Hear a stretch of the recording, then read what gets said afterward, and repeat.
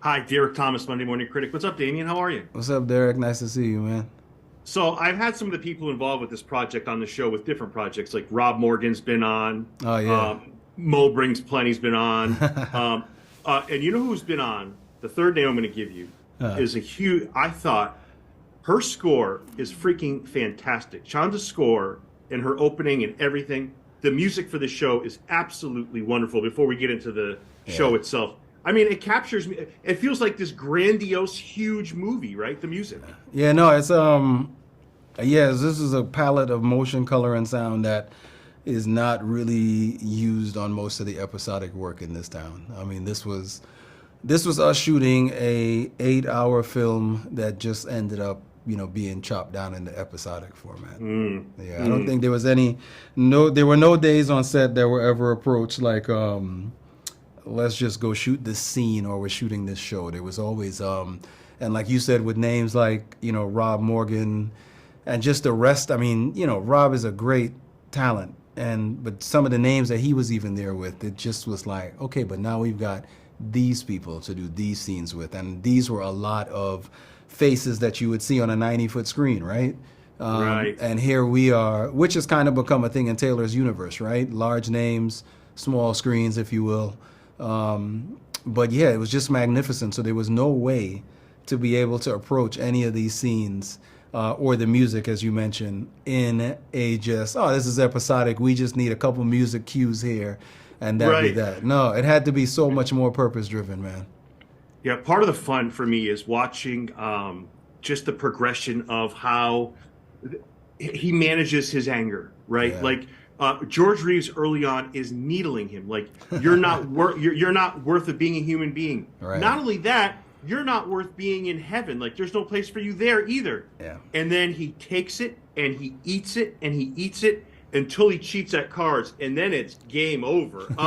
Talk about his performance, David's performance, and how wonderful that is because it is so fun to watch him balance being absolutely ruthless with being calm and being kind of Our under control. our that scene that you spoke of was actually directed by Christina Voros, my other director. Correct, But correct. with respect to David's performance and Bass constantly being put in that scenario episode after episode, you need David Oyelowo is the best way I can tell you, right? David Yeah, Oyelowo is, has a credit list that is unmatched, is beautiful, it's all of the above.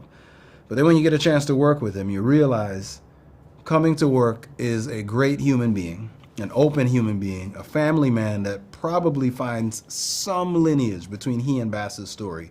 And he is going to give me a performance that is off of the page. So he's going to right, give you, just like if the lines in our scripts are lyrics, he is going to sing you every lyric as it was written.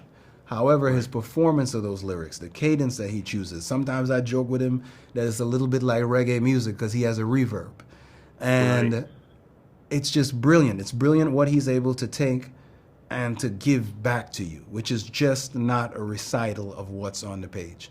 And with that being done time and time again, I think is when you have the collection of these scenes. When you see some of his other actors, whether those people shared the stage with him in those respective scenes, or watching Lauren Banks, who plays his wife. Yeah, I can't work with Lauren without getting choked up, Right, right? right. Watching Demi Yeah. Singleton, who plays his daughter. It's like there were days with Demi where I'm just like, so you're it, huh? You're like the person we gotta watch for that's Haha. coming up because you guys are giving me these scenes in a way where this is a real family and I'm just shooting a reality show in the 1800s. Like that's what it became.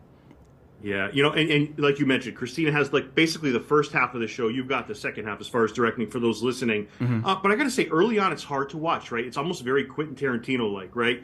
Because the words that are used, the slang that is used, it's tough to watch. So let me ask you, Damien, because you're all in on the creative process, regardless if you directed the episode or not. You guys are Hmm. all in it together. Hmm. What is the balance there, right? So you have to stay authentic to the times, Hmm.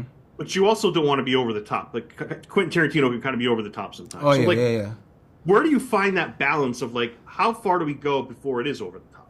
Well, I think that's kind of up to each director. What I will say is this is a show and this was a production environment where we were kind of given that freedom to be who or what we wanted and what we had discussed with our actors. You know, as Lauren would put it, and I agreed every day, we just came to work trying to find the truth. So the scene was written, and finding the truth does not mean, I think for a person with lesser talent, yes, it means changing a line. It means I don't get that line, I don't understand.